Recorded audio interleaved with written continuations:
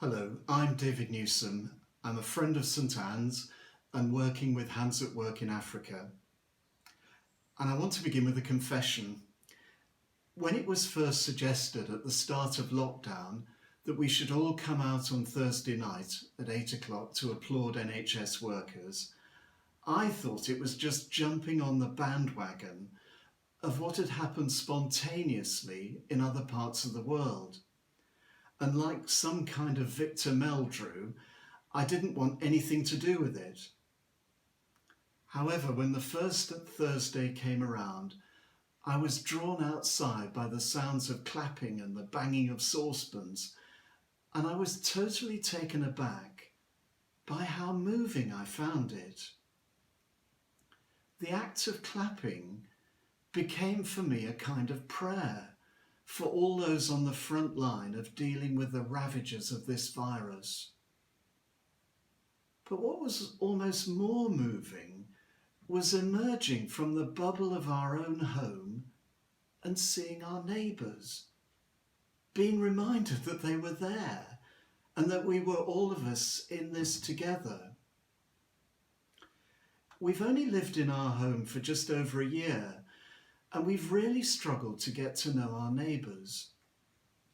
The majority in our street are young couples with children. They work hard during the day and are then ferrying their children to different activities in the evening and weekends. So everyone has been too busy to get to know each other. But on a Thursday evening, neighbours started to wave to each other.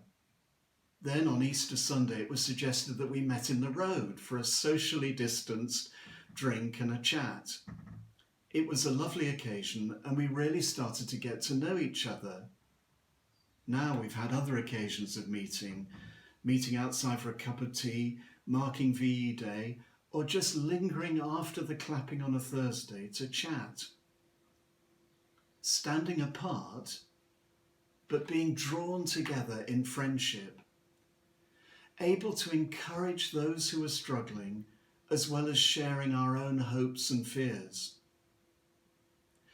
Rightly, the South African church leader Desmond Tutu once said, "You people in the West have the watches and clocks, but we Africans have the time."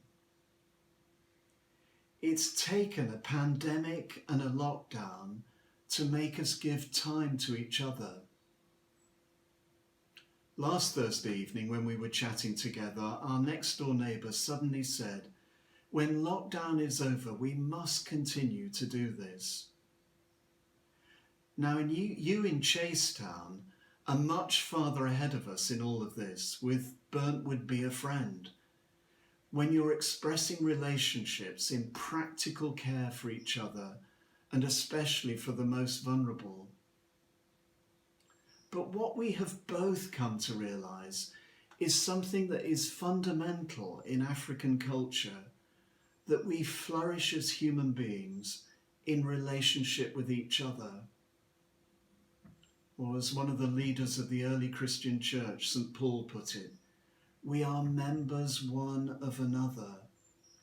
In other words, we need each other, like our body's different limbs and organs need to be joined together in order to survive, function and flourish. What lockdown and this present crisis has shown us is that we need each other. Let us be sure not to lose all of this when lockdown is finally lifted.